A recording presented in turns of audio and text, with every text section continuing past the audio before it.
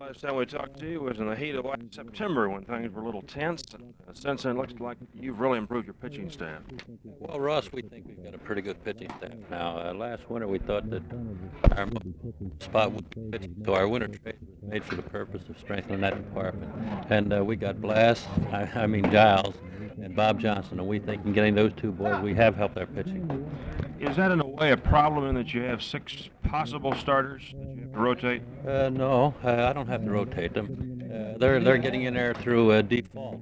Moose has been in there a couple times. He's had service and all that, and sometimes we come up with a sore arm. I told him this spring I'd pick starters, and the one I didn't pick would be the long man until a spot remained open on the staff. And so far, has been rather. He's had two starters, being the relief man. So I think you can't have too many starting pitchers. You run into injuries. What about the military commitments? Who does that touch especially? Hebner? Well, we have Hebner, Moose, and Dave Cash on call this week. And we have Jimmy Nelson, who also goes. So during the course of the season, we'll lose these four boys, I'd say, frequently. How do you look at the East race? Has it changed drastically over 6 months ago? It sure has, and I think it's going to be a dog-eat-dog race right down to the wire. Naturally, our club is having some difficulties right now. The Cubs are having difficulties, and St. Louis Cardinals are having difficulties, and we're all hoping that we can keep the Mets within sight until we all get straightened around. I think, though, maybe your pitching staff is as good as the Mets. Well, I've always thought we had a pretty good pitching staff. In fact, I thought we had a better pitching staff than everybody gave us credit for. But I think the experts still say the Mets have the best staff in baseball. Oh, my goodness, you're talking about pitchers I can't say nothing good about because both of those boys shut us out. And anytime your club is shut out by any kind of a pitcher out there at all, you have to speak well of them because both of these boys shut us out on merit. It wasn't one of those screwball shutouts where we were hitting everything on the nose. We just didn't hit anything against either one of those two boys. You know, it's interesting, over the years, Marshall and Perry have done fairly well, but they haven't had the other pitchers, and then suddenly here they are way ahead. That's why I say they're going to be tough to catch. They got some young boys on the ball club. Fuentes has done a terrific job, both offense and defense against us. And like I said before, you fellas are going to have to wake up to catch that giant club in the West. Doc, the Pirate pitching staff has vastly improved over last year. Think the competition has helped all of you? Yes, I do, and I think, like you said, with the acquisition of Justy, Browse, and Johnson, I mean, I think we can do it, and we have the depth at least in the pitching staff. What has a no-hitter meant to you as far as confidence is concerned? Well, actually, the no-hitter doesn't really mean that much. It was another win, and it was an honor to throw one, and I just wish they all could be that easy. Tell us about your arm. Well, I had a little stiffness in my arm last time I pitched against San Diego, and I took myself out the game, and that's something that I usually don't do.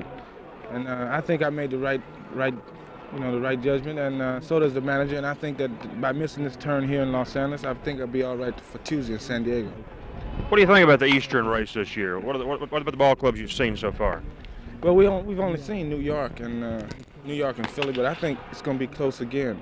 But I think when our guys start hitting, I think maybe we might be able to make a little move, but I don't know.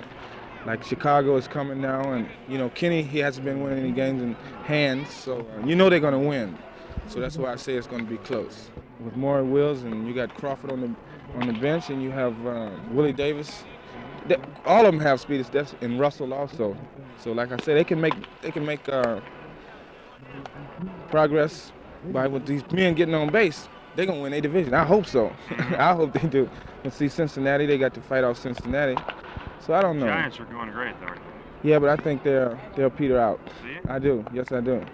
Marshall and Perry, I don't think they can do it all by themselves. You don't think the young pitchers will back them up enough? Well, it's, like I say, the season is young. And I look for the Dodgers to be up there. Did a very laudatory thing when you went around all the junior highs and high schools in the off season. What do you think you'll learn most from those sorties? I think the thing we probably learn the most is that the kids really want to learn more about drugs. They've been approached with people in parties and stuff that they're kind of shaky people. When I went to high school, the guy who smoked marijuana and took pills and stuff, you look down on him. But nowadays, they're starting to look up at him. And the kids really want to know more information. They want a leader more than anything else, I would say, to help them fight this problem, because it's getting to the point where everybody's starting to take it and they feel that they have to do it just in order to stay up with everybody else. Was the commissioner right in forming that committee to study this in the majors?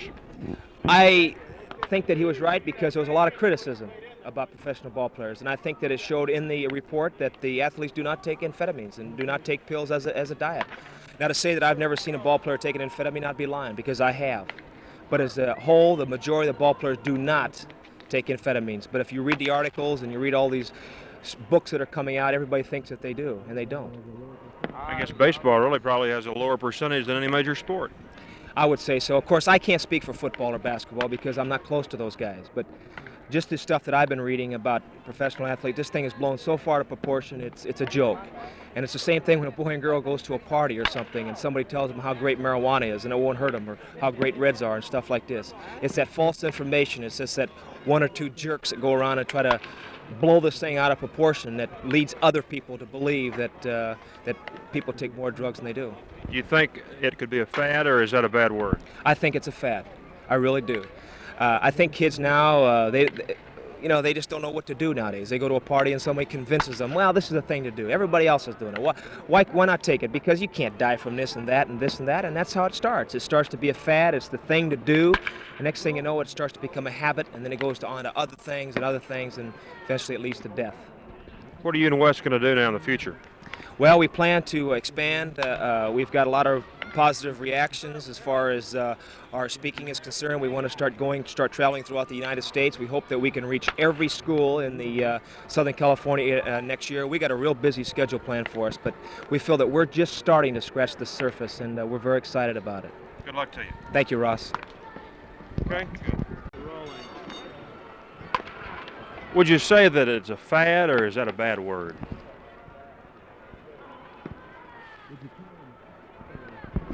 Would you call it a fad, or is that a misnomer?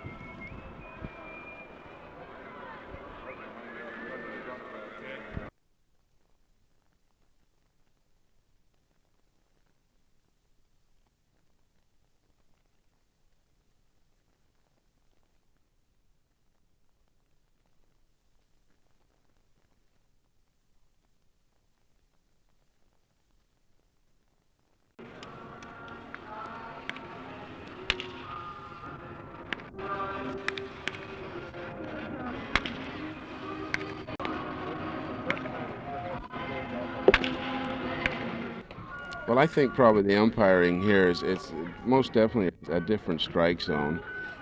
It's a much lower strike zone, even maybe a little more confidence. I don't know. See, we've only seen 3 crews or 4 crews, and there's, of course, 12 teams, and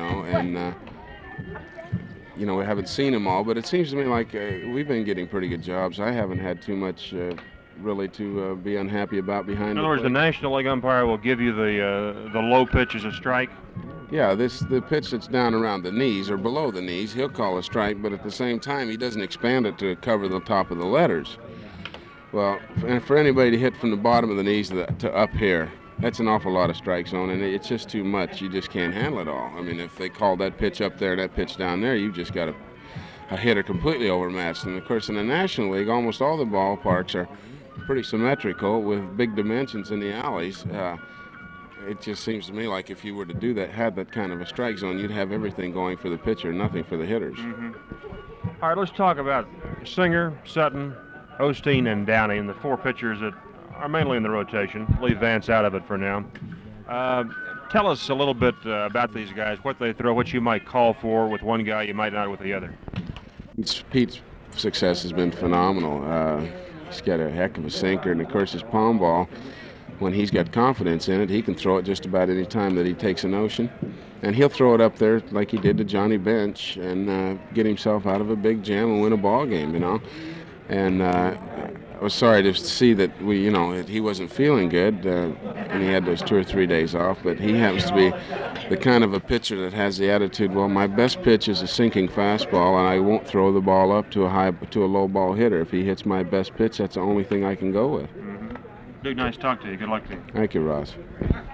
Well, he works out with us, my son at Arizona State, occasionally.